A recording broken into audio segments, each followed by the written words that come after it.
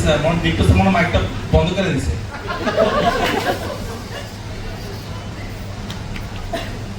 না সকালে অ্যাকচুয়ালি আমাদের এখানে কয়েকদিন ধরে তো আমাদের সারা ওয়ার্ল্ডেই এনার্জি ক্রাইসিস চলতেছে।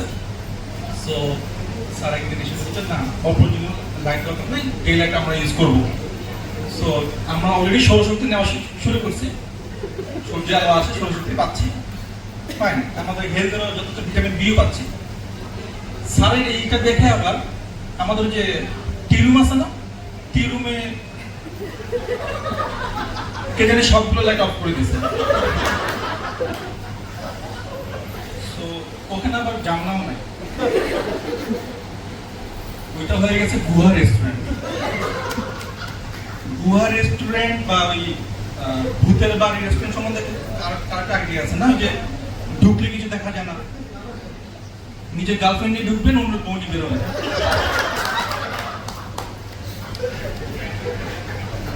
নুডলস অর্ডার দিয়েছেন, পাঁচ খেতে যাবেন। তো টি রুমটা এরকম গুহা রেস্টুরেন্ট হয়ে গেছে। এনার্জি সেভিংস, লাইট অফ, সূর্য আলো নাই, সব অন্ধকারে পোলাবেন, ভালো চিলচিল করে। তো ওই সময় ওই আমাদের একটা ইয়াংটা ছেলে আছে, ও হঠাৎ করে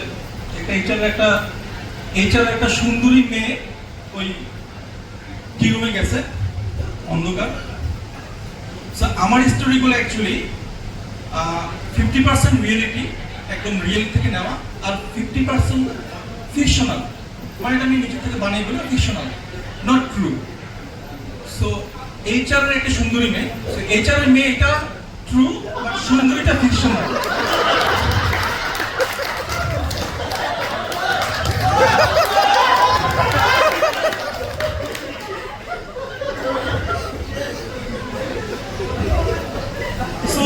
গেছে তো একটা ছেলে আছে, ফেরালা ব্রিজ করে না, দেখা যায় না অন্ধকারে। আপু আমার বয়ফ্রেন্ড আছে, বলতেছে না আমার পায়ের মধ্যে পাড়া দিচ্ছে কিল দিয়া, দেখা যায় না। বুঝে আমাদের যে কাদের ভাই আছে একটা অ্যাকাউন্টসে, ওই আমাদের একটা স্টুডেন্ট বলছিলাম যে কাদের অনেক ফুড রাখতো উপরে, অনেক খাওয়া দাওয়া রাখতো, এক্সারসাইজের সঙ্গে অ্যাটাক করতো, খাইতে পেতো। তো কাদের বসে গেছে সালমান স্যারের সাথে গল্প করতেছে অন্ধকারের মধ্যে, বলে ভাই সালমান স্যার বলতেছে কি কাদের তোমার ইদানিং টেবিলের উপর খালি বক্স থাকে, খালি বোতল থাকে, কিছু থাকে না। স্যার বলেন না, এক্সারসাইজ অ্যাটাক করা তো ডোয়ারের ভিতরে রাখছে মেনটা, উপরে খালি বোতল, স্যারের সাথে খুঁজে পায় না। হঠাৎ করে পাশ থেকে আসছি স্যার কাদের,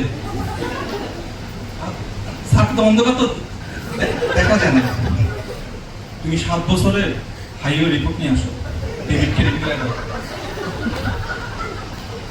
কাদের বলতে স্যার 7 বছর আগে তো হাইওয়েতে মাটি কাটা ছিল, মাটি কাটা আমার দোকানে শরীরে পাঠান মাটি কাটার কাজ দেন, এই কাজটা দিয়ে দেন।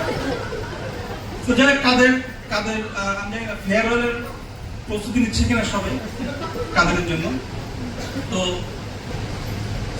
বাবর স্যার ফেয়ারওয়েল দিচ্ছে, চলে যাবে, সবাই খুব কষ্টে আছে, স্যার খুবই জলি মাইন্ডেড, স্যার সবাই খুব খোঁজ খবর নেয়। শোনো ফেরদৌস ভাই তার বিখ্যাত কবিতার বই বাবর স্যারকে গিফট করছে। বাবর স্যার বলতেছে না আমি অলরেডি অনেক স্যাড, এই এত স্যাড কবিতা আমি সহ্য করতে পারবো না, ফেরদৌস তুমি তো লিখে দাও। বলো না বস, ফেয়ারওয়েল আমি 20% ডিসকাউন্ট দিচ্ছি আপনাকে, আমি তো ফ্রিতে বই দেই না কাউকে, 20% ডিসকাউন্ট, এটা আমার সাইনও আছে। সো এরকম একটা মোমেন্টে সবাই গিফট নিয়ে হাজির। স্যারের কাছে হয়তো কি কল আসলো, স্যার বলতো যে আচ্ছা গিফটগুলো রাখি দিলাম, তোমার সবাই চলে যাও, আমার ফেয়ারওয়েল সেটা আমার হবে না, আমি কালকে জয়েন করতেছি, আমি আবার রিপোর্টে আসি। So what a comeback Babar স্যারের কামব্যাক আমাদের গ্রুপ অনুপ্রাণিত করে। সুরেশ সাহেবের কামব্যাক কি? রিসেন্টলি আমরা অনেক হিস্টোরি নিয়ে অনেক নতুন নতুন জিনিস শিখতেছি, রাইট? যেমন পয়লা বৈশাখ রিসেন্টলি খুব ভাইরাল হয়েছে, পয়লা বৈশাখ নাকি আকবর দেওয়া গেছে, মানে ওই যে মুঘল সম্রাট আকবর যোধা আকবর এটি, হ্যাঁ মানে ঋতিক রোশন, রাইট?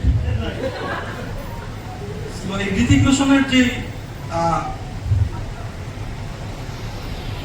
ও যে আমাদের পয়লা বৈশাখ দিছে, এটা আমি বিলিভ করি নাই। বাট যখন নর্থ সাউথ ইউনিভার্সিটির ফ্ল্যাশ মব দেখি আমার আসলে বিলি হয় যেটা আসলে রেজুলেশনে দিছে। এসো হে বৈশাখ এসো হে বৈশাখ এসো এসো, মানে পুরো রেজুলেশনের ড্যান্স সিস্টেম। সবাই আমাকে রিকোয়েস্ট করতেছে অয়েল ক্রাইসিস নিয়ে কিছু বলার জন্য। তা আমাদের সাপ্লাই চেইন ডিপার্টমেন্টে মঞ্জুর হয়ে আছে অয়েল নিয়ে কাজ করে, আমি অয়েল ক্রাইসিস বলতাম না, বাট আমাদের এখানে অফিসে আমরা এখন পর্যন্ত অয়েল ক্রাইসিসটা খুব একটা দেখতেছি না বা খুব একটা ফিল করতেছি না। বাইরে অনেক কাজ করতেছে, সোর্সিং করতেছে। আর এর অন্যতম একটা রিজন হইতেছে, যখন রেজা স্যার সিইও হইল, নাজমুল ভাই দৌড়ায় দৌড়ায় রেজা স্যারের কাছে গেছে। আমি মঞ্জুর ভাই বলছি ভাই একটা বালতি রেডি করেন, ছেলেরা যান, প্রচুর তেল পাবেন।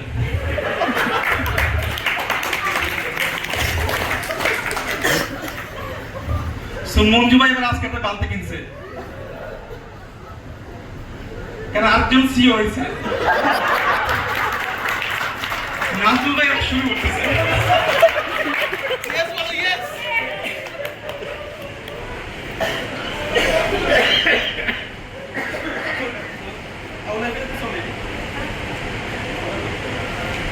অয়েল ক্রাইসিসটা আপনারা কেউ বুঝতেছেন না, বাট যখন আমাদের ইনক্রিমেন্টের সময় হবে তখন ঠিকই বুঝবেন অয়েল ক্রাইসিস।